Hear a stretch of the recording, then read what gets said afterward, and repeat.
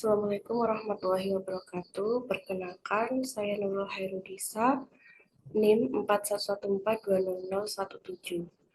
Saya dari program studi matematika Universitas Negeri Semarang. Di sini saya sedang melakukan kuliah kerja nyata di Desa Paripan dengan dosen pembimbing lapangan Ibu Rini Vidiani SHMHum. Di sini saya mengambil program kerja mengenai pengelolaan keuangan UMKM. Mengapa pengelolaan keuangan UMKM itu penting? Karena pengelolaan keuangan UMKM merupakan kelangsungan efisiensi pertumbuhan. Selain itu, pengelolaan keuangan memastikan kesuksesan dan perkembangan UMKM itu sendiri. Kemudian ada prinsip-prinsip pengelolaan keuangan dalam UMKM. Yang pertama adalah memisahkan uang pribadi dan uang usaha. Tujuan dari memisahkan uang pribadi dan uang usaha adalah untuk membedakan antara keuangan pribadi pemilik UMKM dan keuangan bisnis itu sendiri. Memisahkan rekening bank dan pencatatan keuangan pribadi dari bisnis membantu menciptakan transparansi, melacak performa bisnis dengan lebih baik, dan memudahkan pembukuan serta pelaporan pajak. Yang kedua ada memiliki dana darurat. Dana darurat ini tujuannya adalah menciptakan cadangan dana yang dapat digunakan dalam situasi darurat atau ketidakpastian. Dana darurat membantu penurunan pendapatan mendadak, biaya tak terduga, atau perubahan pasar, tanpa harus mengorbankan biaya operasional atau mengambil utang yang tak terencana. Kemudian yang ketiga ada proteksi pendapatan dan aset. Proteksi pendapatan dan aset ini tujuannya adalah menjaga keberlanjutan pendapatan dan kelangsungan usaha dengan memiliki perlindungan asuransi yang sesuai baik untuk kesehatan, properti, modal kerja, dan pekerjaan dari risiko finansial yang dapat merugikan. Kemudian yang terakhir ada diversifikasi dan ekspansi usaha. Diversifikasi usaha sendiri adalah strategi untuk mengurangi risiko dengan mengembangkan produk atau layanan baru untuk ke pasar yang berbeda.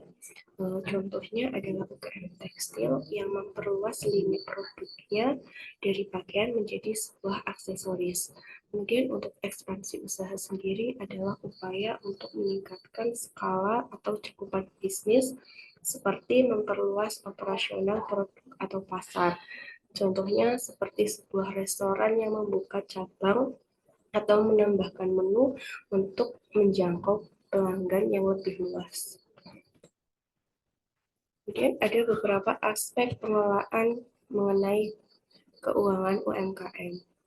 Yang pertama adalah perhitungan pendapatan.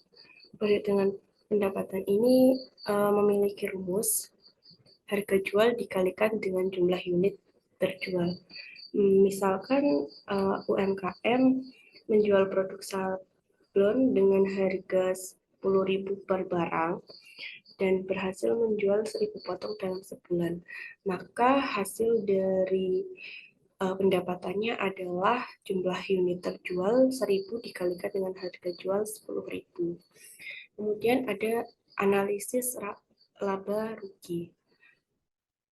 Setelah menghitung pendapatan, UMKM perlu menghitung selisih antara pendapatan, biaya produksi, dan biaya operasional untuk mendapatkan jumlah laba bersih.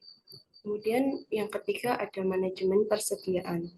Manajemen persediaan ini apabila UMKM memiliki bahan baku dan menghitung turnover persediaan dengan cara biaya barang yang terjual dibagi dengan rata-rata persediaan barang. Yang keempat ada analisis rasio keuangan. Analisis rasio keuangan dengan rumus rasio likuiditas sama dengan aset lancar dibagikan dengan utang atau pembayaran utang yang lancar. Rasio likuiditas ini pengertiannya adalah ukuran kemampuan perusahaan membayar kewajiban jangka pendek seperti kewajiban pembayaran utang setiap bulan. Kemudian yang kelima ada perencanaan anggaran. Perencanaan anggaran bulanan dengan rumus pendapatan bulan, selisih dari pendapatan bulanan, kemudian biaya produksi bulanan, dan biaya operasional bulanan. Tujuannya adalah untuk mendapatkan pendapatan per bulan sesuai yang diharapkan dari mulai biaya produksi, biaya operasional, dan lain sebagainya. Kemudian yang terakhir ada investasi dan pengembalian modal atau ROI dengan rumus pendapatan bersih dari sebuah investasi, kemudian dikurangi biaya investasi dibagi dengan biaya investasi dikalikan dengan 100%. Nah, untuk investasi dan pengembalian modal ini opsional apabila UMKM berencana untuk memperluas operasional atau memperkenalkan produk baru kepada mitra yang bekerja sama, sehingga memerlukan analisis pengembalian modal untuk melihat potensi keuntungan yang akan didapat setelah memiliki investasi. Untuk perhitungan dan rumus ini dapat disesuaikan dengan situasi khusus juga sesuai UMKM dan memberikan pandangan yang lebih jelas tentang pengelolaan keuangan bisnis tersebut. Itu saja yang dapat saya sampaikan. Apabila ada yang salah, mohon dimaafkan. Terima kasih. Wassalamualaikum warahmatullahi wabarakatuh.